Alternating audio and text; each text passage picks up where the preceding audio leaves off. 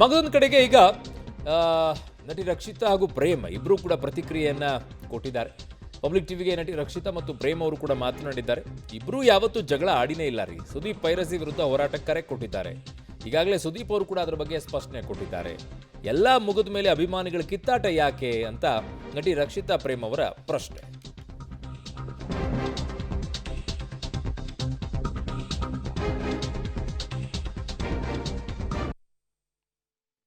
ನಲ್ಲಿ ಸಾಕಷ್ಟು ಬೆಳವಣಿಗೆಗಳಾಗ್ತಾ ಇದೆ.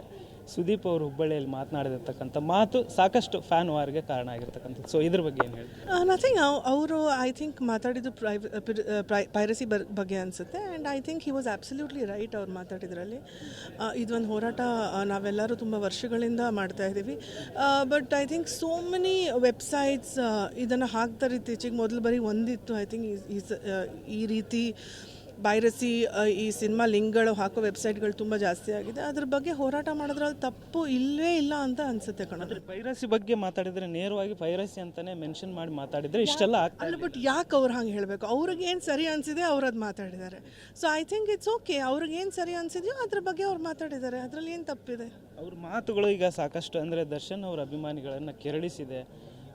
ಸೋಷಿಯಲ್ ಮೀಡಿಯಾದಲ್ಲಂತೂ ಸಾಕಷ್ಟು ಫ್ಯಾನ್ ವಾರ್ಗೆ ಕಾರಣ ಆಗಿದೆ. ದರ್ಶನ್ ಅವರ ಅಭಿಮಾನಿಗಳು ಆಲ್ರೆಡಿ ಡೆವಿಲ್ನ ದೊಡ್ಡ ಸಕ್ಸಸ್ ತೋರಿಸಿದ್ದಾರೆ ಅನಿಸುತ್ತೆ. ಅವರು ಇರೋ ರೀತಿ ಇದೆಲ್ಲ ಡೆವಿಲ್ನ.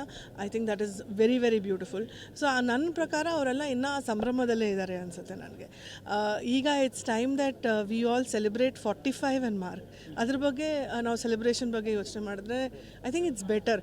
ಬಿಕಾಸ್ ಈ ವಾರ is a very big week for ನಮ್ಮ ಕನ್ನಡ ಚಿತ್ರರಂಗ. ಸೊ ಈ ವಾರ 45 ಆ್ಯಂಡ್ ಮಾರ್ಕ್ ಎರಡು ಚಿತ್ರಕ್ಕೆ ತುಂಬ ಒಳ್ಳೆಯದಾಗಲಿ. ಅದಷ್ಟು ಮಾತಾಡಿ ಅದಾದಮೇಲೆ ಮರುದಿನ ಮತ್ತೆ ವಿಜಯಲಕ್ಷ್ಮಿ ಅವರು ದಾವಣಗೆರೆಯಲ್ಲಿ ಒಂದು ಮಾತು ಕೊಡ್ತಾರೆ. ಸುದೀಪ್ ಅವ್ರ ಮಾತಿಗೆ ಟಕ್ಕರ್ ಕೊಟ್ಟರು ಅನ್ನೋ ರೀತಿಯಲ್ಲಿ ಮಾತಾಡ್ತಾರೆ. ಸೊ ಇದೆಲ್ಲ ಯಾವ ರೀತಿ? ಮೊದಲು ಕೂಡ ಅದೇ ಹೇಳಿದೆ that I don't think that is true. ನನಗೆ ಅದು ರಿಯಾಲಿಟಿ ಅಂತ ಅನಿಸಲ್ಲ. ವಿಜಯ್ ನಂಗೆ ತುಂಬ ಚೆನ್ನಾಗಿ ಪರಿಚಯ. ನಾನು ಅವ್ರ ಹತ್ರ ಮಾತಾಡಿದಾಗ ಐ ಥಿಂಕ್ ಅವ್ರದ್ದೇ ಆದಂಥ ತುಂಬ ಟೆನ್ಷನ್ಗಳಿದೆ. ಈಗ ಅವರು ಇದ್ರ ಬಗ್ಗೆ ಅಂದರೆ ಯಾರೋ ಪರ್ಟಿಕ್ಯುಲರ್ ಪರ್ಸನ್ ಬಗ್ಗೆ ಬೆರಳು ತೋರಿಸ್ಕೊಂಡು ಮಾತಾಡಿದ್ರು ಅಂತ ನನಗೆ ಅನಿಸಲ್ಲ. ಅವ್ರಿಗೇನೋ ಒಂದು ವಿಚಾರ ಸ್ವಲ್ಪ ಬೇಜಾರಾಗಿರುತ್ತೆ. ಅವ್ರು ಅದ್ರ ಬಗ್ಗೆ ಅವರು ಹೇಳಿದ್ದಾರೆ ಅಂತ ನನಗೆ ಅನಿಸುತ್ತೆ. ಅಂದರೆ ದರ್ಶನ್ ಅವರು ಇದ್ದಂಥ ಸಂದರ್ಭದಲ್ಲಿ ಕೆಲವರು ಬೆಂಗಳೂರಲ್ಲೇ ಇರಲ್ಲ, ಮಾಯ ಆಗಿರ್ತಾರೆ, ಈಗ ಬಂದು ಮಾತಾಡ್ತಾರೆ ಅನ್ನೋ ಒಂದು ಈ ಮಾತು ಎಷ್ಟು ಸಮಂಜಸ? ಅದು ನಿಮ್ಗೆ ಯಾಕೆ ಅನಿಸ್ತು ಅದು ಸುದೀಪ್ ಅವ್ರ ಬಗ್ಗೆ? ಅವ್ರು ಯಾವಾಗಲೂ ಇಲ್ಲೇ ಇರ್ತಾರಲ್ವ? ನನಗೆ ಗೊತ್ತಿಲ್ಲ. ಅವ್ರು ಬೇರೆ ಎಲ್ಲಾದರೂ ಹೋಗ್ತಾರ, ನಿಮಗೇನಾದರೂ ಗೊತ್ತಾ? ನನಗೆ ಗೊತ್ತಿಲ್ಲ. I think they are both here only. I don't think there is any problem. ನೀವು ದರ್ಶನ್ ಅವ್ರಿಗೆ ಮತ್ತು ಈ ಕಡೆ ಸುದೀಪ್ ಅವ್ರಿಗೆ ಇಬ್ಬರಿಗೂ ಕೂಡ ಆಪ್ತರು, ಇಬ್ಬರ ಜೊತೆಗೂ ಸಿನಿಮಾ ಮಾಡಿದ್ದೀರಾ, ಹಾಗಾಗಿ ಏನು ಬಿಟ್ಟು ಕೊಡ್ತಾ ಇಲ್ಲ ಅಂತ ನಿಮ್ಗೆ ಹಂಗೆ ಅನಿಸುತ್ತಾ? I think they are both really good friends. I think it's very nice that ನಾವು ಈ ಇಂಡಸ್ಟ್ರಿ ಇದು ಕಣೋ, ಇದು ಒಂದು ಕುಟುಂಬ. ನಾವೆಲ್ಲ ಒಗ್ಗಟ್ಟಾಗಿದ್ದಷ್ಟು ನಮಗೆ ಸ್ಟ್ರೆಂಗ್ತ್ ಜಾಸ್ತಿ.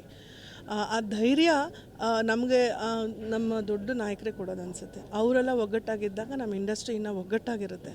ಅದು ನಾವೇ ಅಲ್ಲ, ನೀವುಗಳು ಬಿಟ್ಕೊಡ್ಬಾರ್ದು. ಇದಿಷ್ಟು ನಟಿ ರಕ್ಷಿತಾ ಅವರ ಮಾತಾಗಿತ್ತು. ಕ್ಯಾಮ್ರಾ ಪರ್ಸನ್ ವಿನಯ್ ಜೊತೆ ಧನು ಎಲ್ಗಾಜ್, ಪಬ್ಲಿಕ್ ಟಿವಿ, ಬೆಂಗಳೂರು.